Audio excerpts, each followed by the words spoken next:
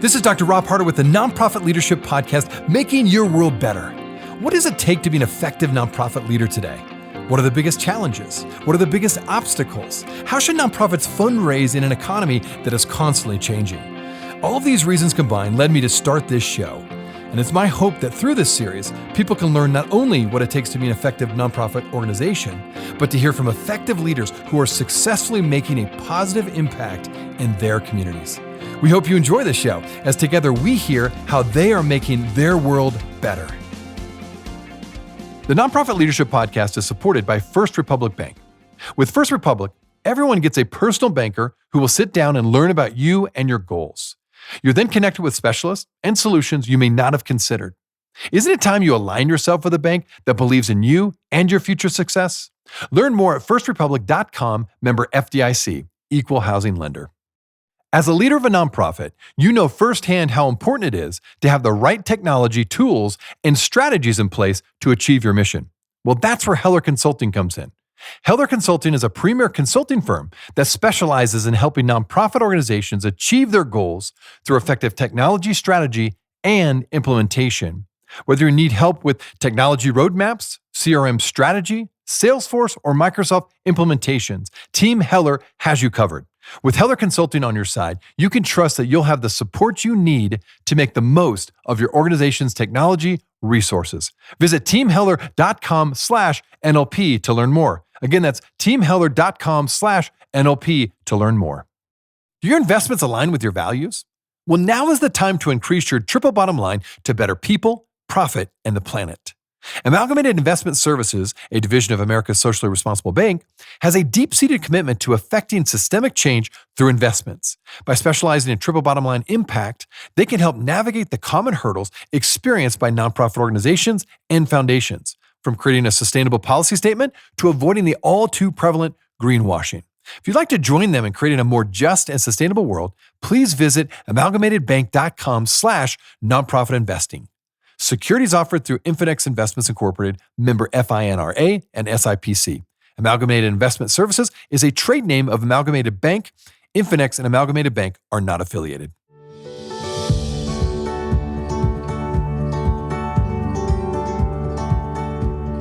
Welcome, podcast listeners. Thanks for tuning in today. I wanted to start out by giving you all a big shout out for listening. I know I've said it before, so at the risk of being a broken record, just wanted to say again, thank you. Thanks for helping me grow this podcast. It has been so exciting to see more listeners tune in and see the reach of this podcast grow over the years. So thank you. You're the reason this is happening. Now, on to the topic for the day. I realize that I've had several guests now on the show to talk about change. And I think one of the reasons that is the case is because change is hard. And yet change is often necessary to help your organization grow and improve. Now, one of the many insights that you will hear today with my guest is what you need to know when it comes to creating a tipping point for change. I think many of us think that when we seek to bring about change, we need to get everyone in our organization on board before we can really cross over the tipping point for the proposed change to be successful and to have positive momentum.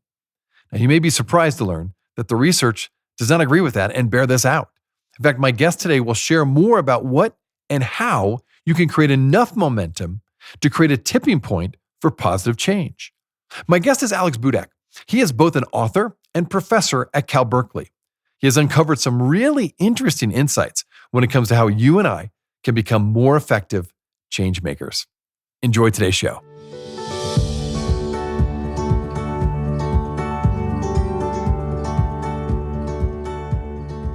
Well, Alex, so fun to have you on the show today.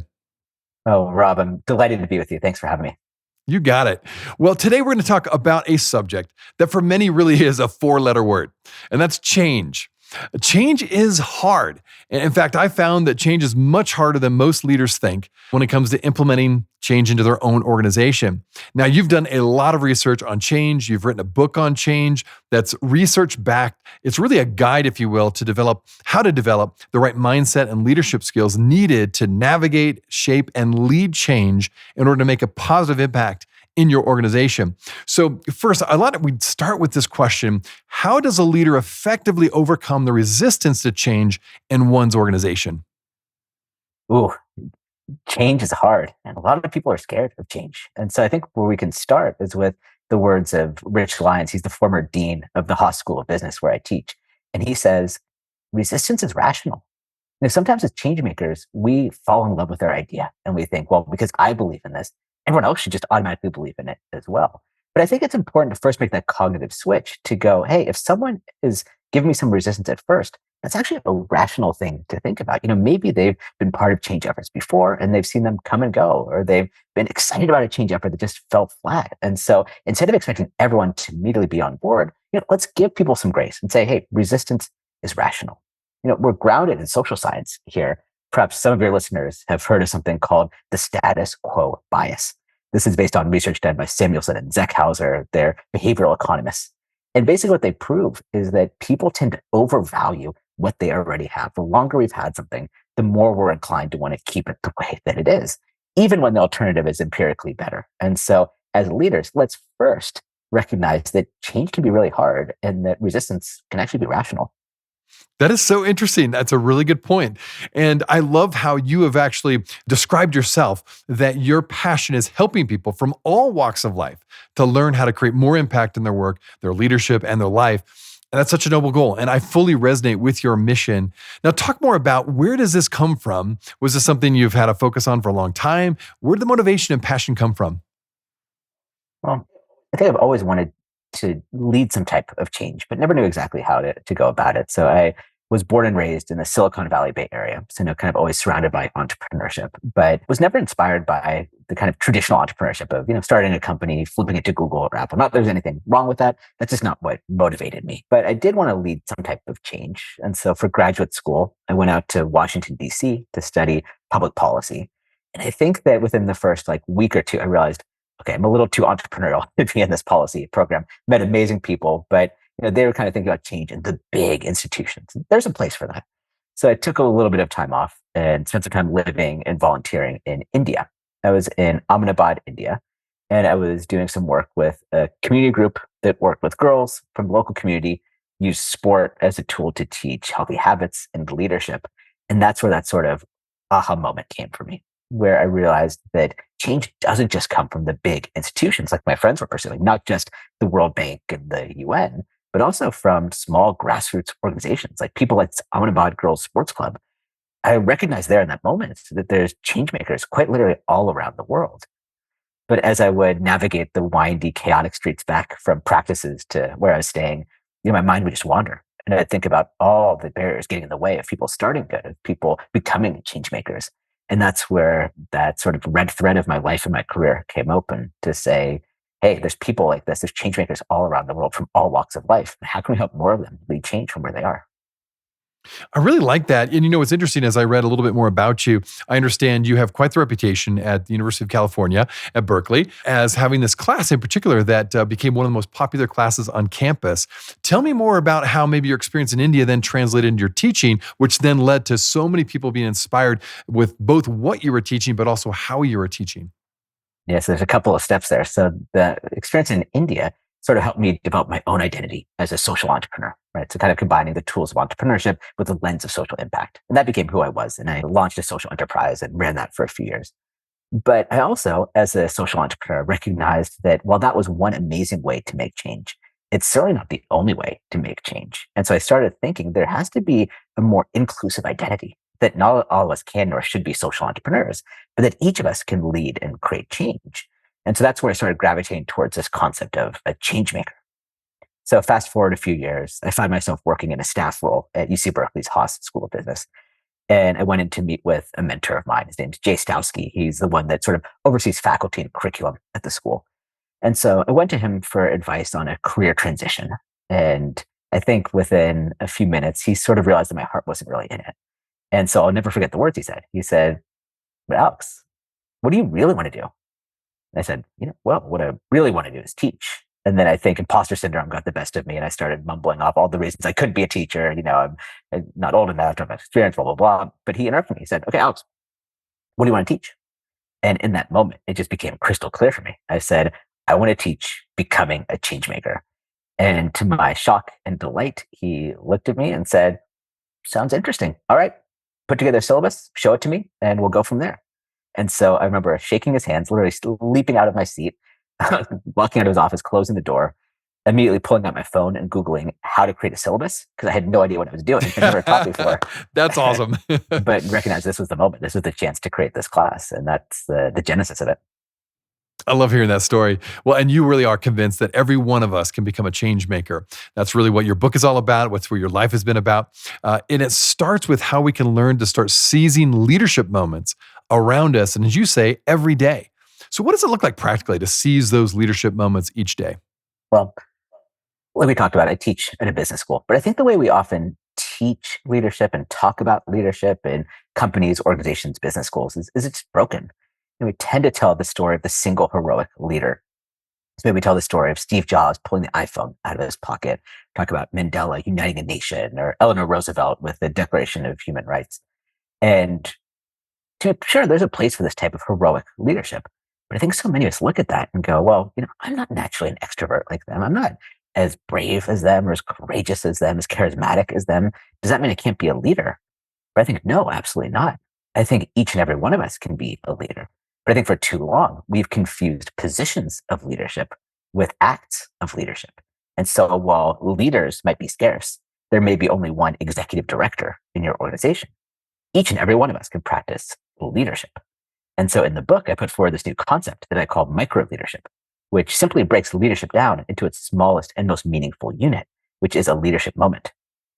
So if you think about it, these leadership moments appear before you dozens of times per day. Maybe it's during a meeting, you recognize that one of your colleagues has been kind of quiet and you say, hey, no pressure, but we'd love to hear your perspective if you're willing to share. Or maybe it's being the one person have the courage to say no when everyone else is saying yes. Or maybe it's being the one person that stays late to help a new colleague clean up after their first event, right? All these are tiny little leadership moments. No one will ever tell you to not do these things. But the more you seize these leadership moments, you sort of look back and go, hey, I've actually become a leader. The way I think about it, there's 3 steps to practicing micro leadership. So the first is to give yourself permission. That so many of us, especially from a culture that says, wait your turn, we wait for that permission. And honestly, sometimes that permission never comes.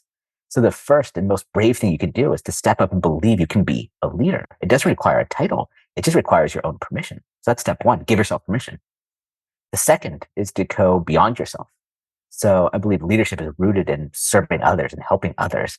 And so micro leadership itself is finding small little ways to improve the lives of others, to step up and serve others in small, meaningful ways each day. And then the third step is simply to take action and to do it again and again and again. Any one leadership moment will not feel like that big of an act.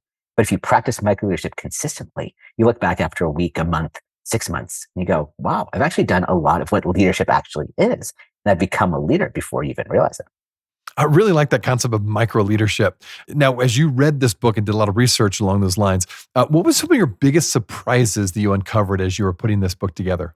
One of the things that I found, I did over 50 different case studies. So all kinds of different change makers from all walks of life, as you mentioned. One of the things that was really fulfilling for me to see is that almost everyone felt doubt or insecurity or fear at some point in leading change.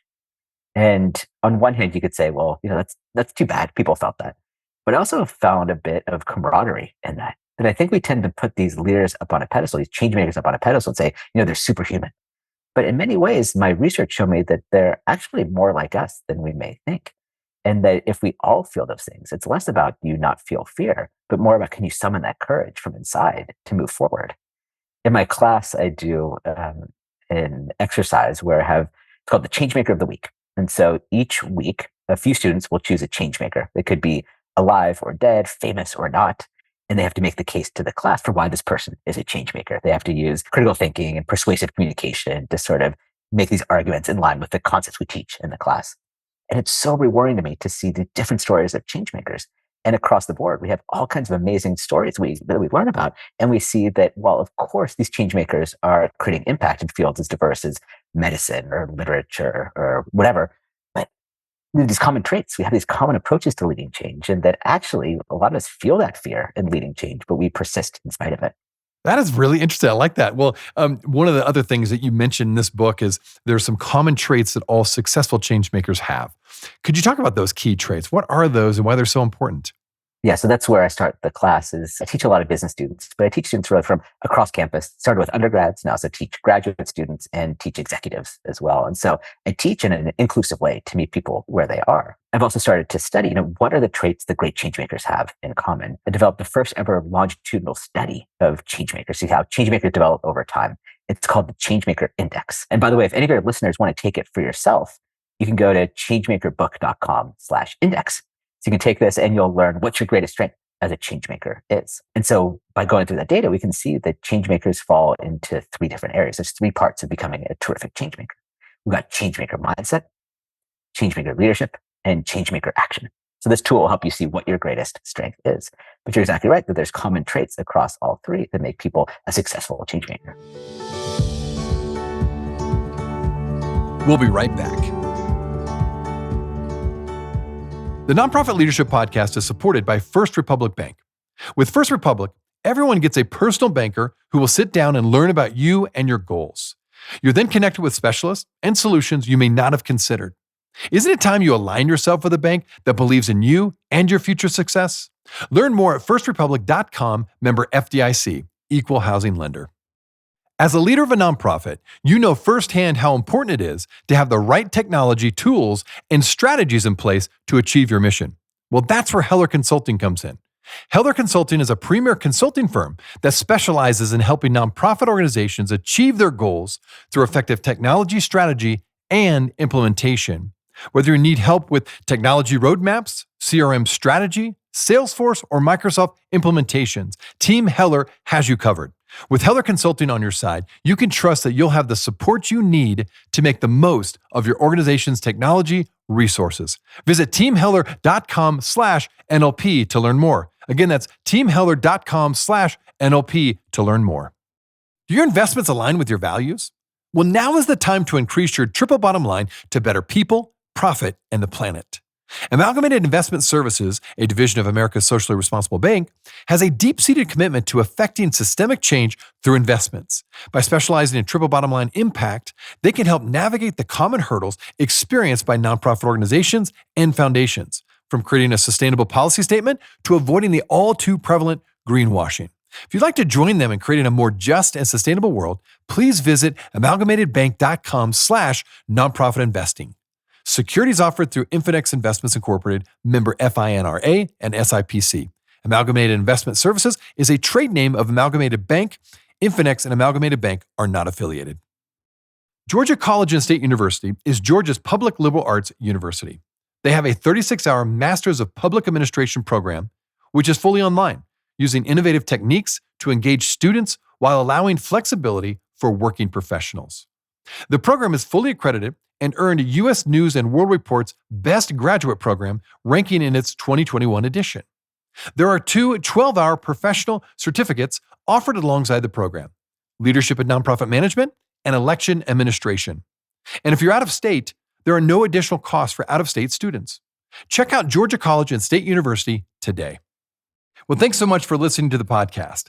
If this is your first time listening to us, I wanted to make sure you're aware of a whole group of other episodes with fascinating guests that I previously interviewed. Just go to our website, nonprofitleadershippodcast.org. There you will find numerous interviews of nonprofit leaders from all over the country, including some from other countries, all trying to make their world better. And when you go to our website, you can also subscribe to my monthly leadership update in order to get more content, ask me questions, and join the Nonprofit Leadership Podcast community. Just look for the subscribe button, which is on the top right-hand side. It's a real easy process. Well, thanks again for listening. Now back to the show.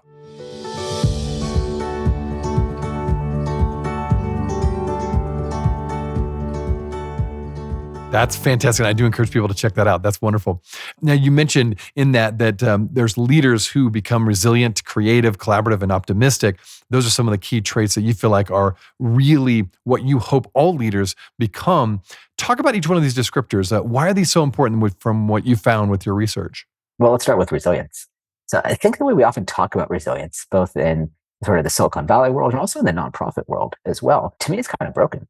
So we tend to define resilience as like just enduring as much pain as possible. Like, you just go through things, it's going to be tough and just slog through. I don't like that definition. I prefer a definition, which is staying strong for the long haul. So I think one of the things that change makers, the most effective change makers do, is they're able to play the long game. Here I'm inspired by the words of Matthew Kelly. And so he says that we tend to overestimate what we can do in a day, underestimate what we can do in a month, overestimate what we can do in a year, and underestimate what we can do in a decade. So I think that's one of the most important things change makers can do is to take that long view.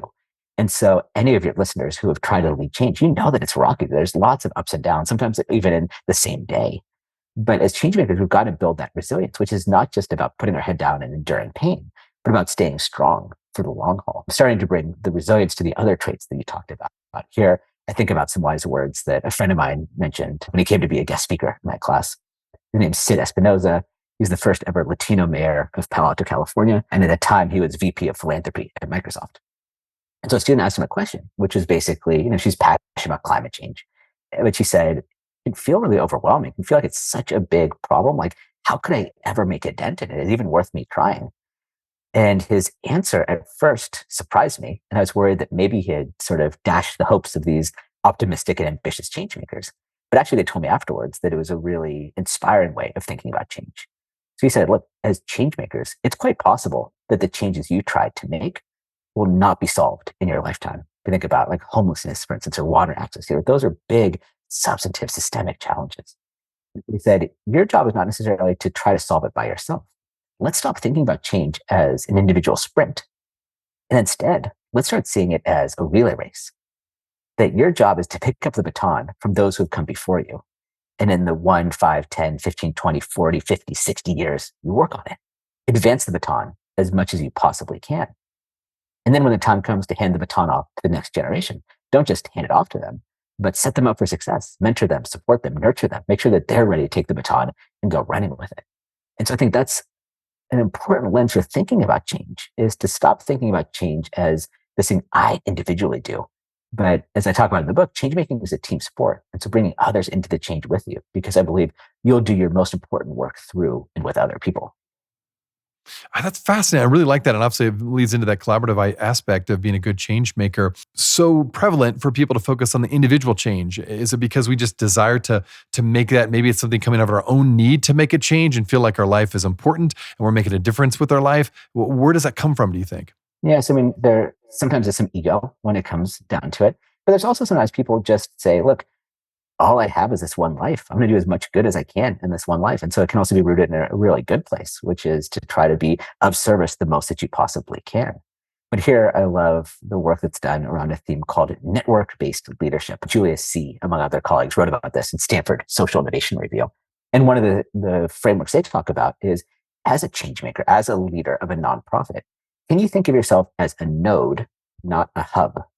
So a hub is where you make yourself central to everything, like all the activity swirls around you. Whereas a node is you're playing a part in a greater system. And so, to think about this practically in the kind of nonprofit world, maybe it's not up to you to address all of homelessness in your city. Maybe it's up to you to play one specific role with one specific demographic, with one aspect, with one systemic cause of homelessness, and then partner in meaningful ways with. Now, doing so means that you have to focus a little bit less on your own individual brand and a little bit more on the mission. But I think that's the way that real systemic change will happen, is when we think about how we can play a role in the greater sum of things, not just sort of what can we individually make happen on our own. That's a great example. I really like that as an image. When you think about perhaps nonprofit organizations that you've interacted with, or you've had a lot of leaders, I'm sure, go through your class, are there either people or organizations that you feel like are really getting this right when it comes to this corporate collaborative approach to change making? So one I love, I lived in Stockholm, Sweden for 3 years, where I ran an incubator for social innovators. And so one that I really love is an organization, and sorry, Rob, I'll do a little Swedish here, then I'll give you the English, but it's called Sure, totally.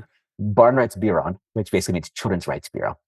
And so they have a brilliant model, I think. What they do is they advocate for the most vulnerable children in Sweden, which in many cases are refugee children, often unaccompanied youth refugees. And so Sweden generally has pretty good human rights, and especially good children's rights. But not every person would know that, especially if you're brand new to this new culture, this new country, maybe you don't speak Swedish. And so they approach the systemic challenge in two ways, two other meaningful ways. The first is they provide direct service. So they work with these children who are maybe not having their needs or their rights respected. and they advocate for them. So they've got social welfare workers and lawyers and so on to make sure they get the rights they need.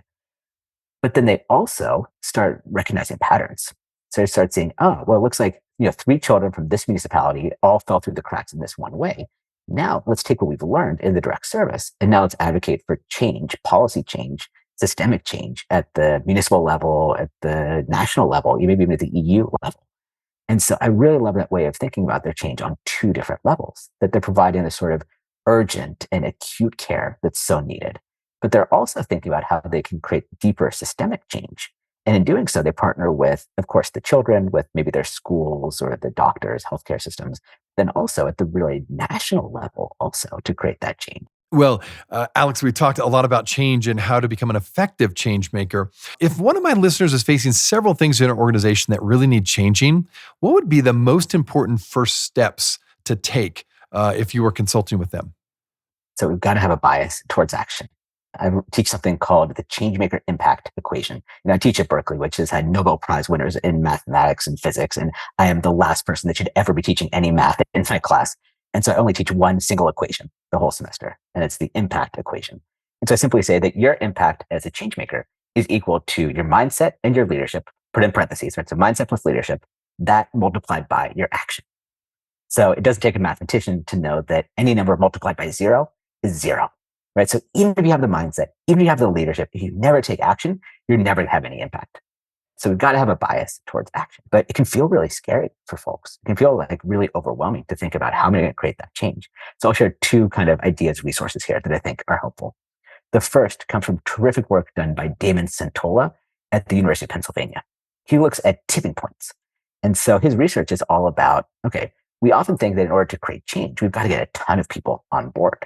But his studies have shown that it's actually a surprisingly small amount. He's found that only 25% of people in a group need to adopt a new norm for it to be likely that the entire group takes it on.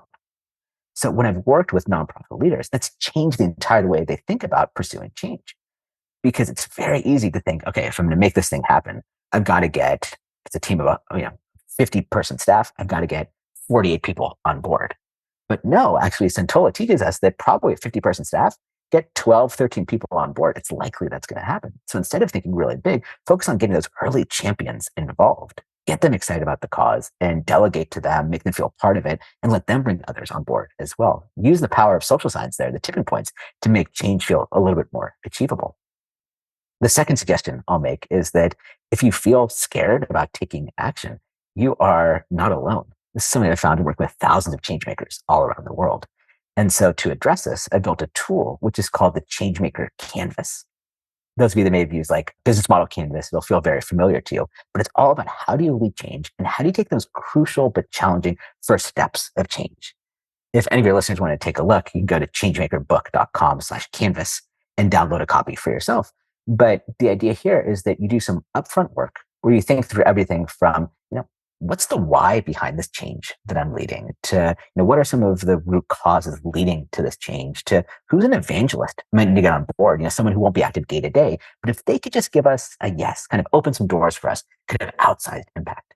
And so you spend 1, 2, 3 hours working through this canvas up front. And then the magic is that the problem shifts from a strategic question to an execution challenge, right? You've done the work up front. You see how all these blocks, all this logic fits together. And then it's just a matter of, okay, I know what to do. I've just got to take that first step. It can make change feel a lot less scary, and you can go into your change with a lot more confidence. Well, really well said. And I want to go back a little bit to, you mentioned that was a really fascinating stat about approximately 20% is what you need when you're wanting to bring change into your organization.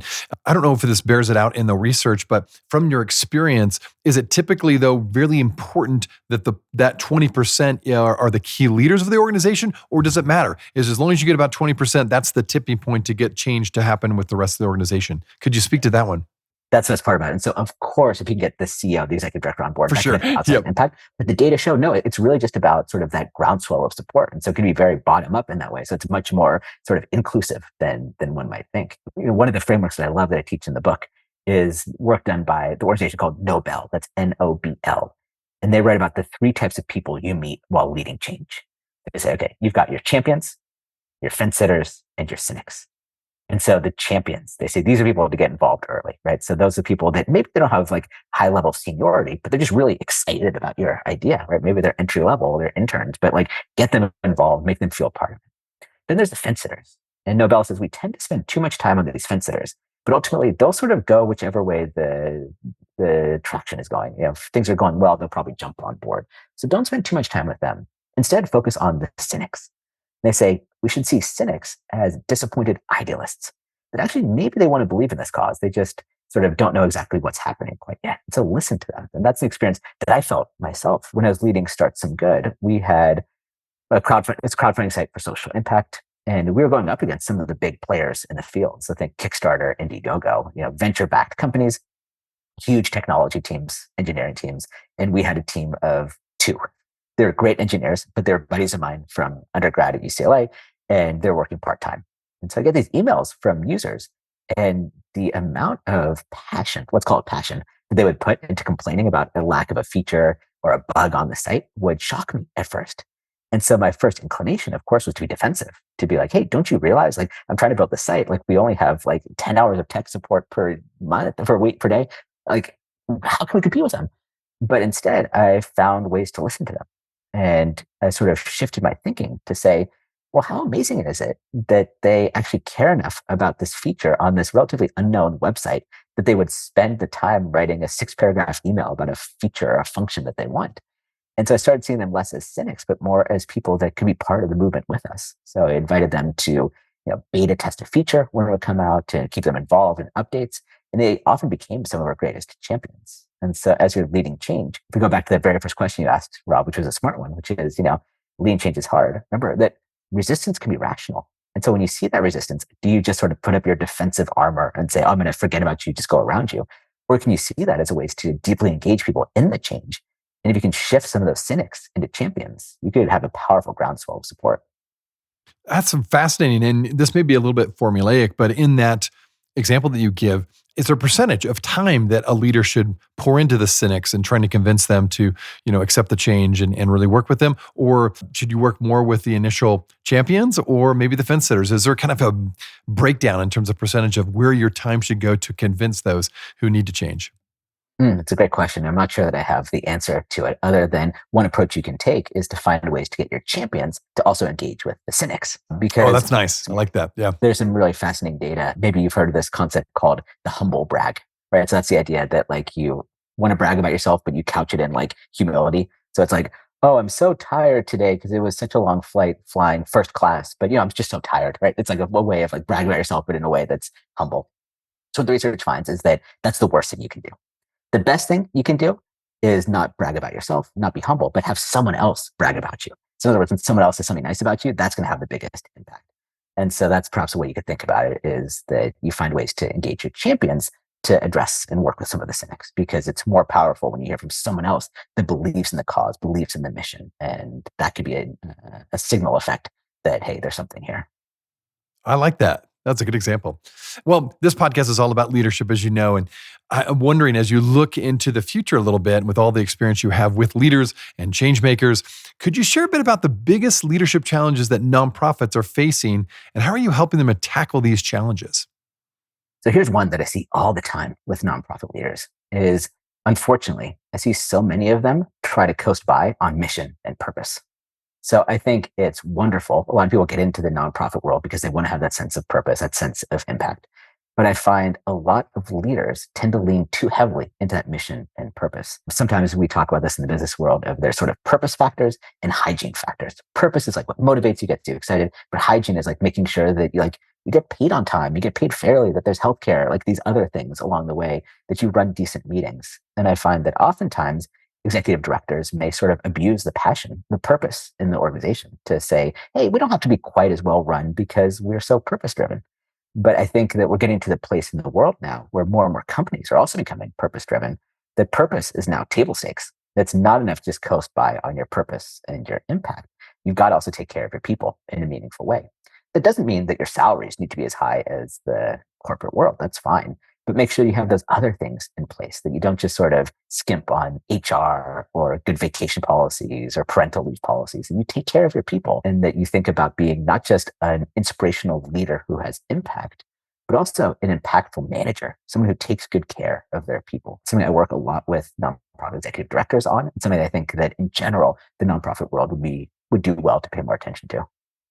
That's fascinating insight. Yeah, I've never had anybody share that before. Just that, yeah, you're right. We can't lean too much into mission and vision simply because that could make an excuse for not running a good organization. So well said. I like that. Well, I think there's going to be a lot of people that will hear this podcast, want to find out a little bit more about you, find out more about your book, Changemakers. How can they do that? What's the best way to connect with both your book and with you? Love connecting with folks on LinkedIn. So please find me there. Let's connect there. Let's talk change making there, just under my name, Alex Budak. And if you want to check out the book, you can go to changemakerbook.com. And that's where you can also access a couple of the resources I talked about today, including the Changemaker Index and the Changemaker Canvas. Well, Alex, so appreciate your insights. Thanks for taking time to be on the show. And thanks for writing this book. I think as a nonprofit leader myself, it's so important to have books out there that inspire us and give us, a pathway to help us navigate through all the leadership challenges we face. So thank you for investing in the nonprofit sector. Oh, thanks, Rob. You're a change maker that inspires me. So grateful that you had me today. And thanks for our conversation. Thank you. Really appreciate it. Thanks, Alex. Hey, friends. Well, I wanted you to know that this podcast can be found on iTunes, Spotify, Amazon, Google Podcasts, and wherever you listen to other podcasts. I also want to encourage you to like, subscribe, and share this podcast with others. This will actually help us get this great content out to more nonprofit leaders just like you. You can also join the Nonprofit Leadership Podcast community. Find other resources and interviews of past guests, all on my website, nonprofitleadershippodcast.org. Well, thanks again for listening. And until next time, keep making your world better.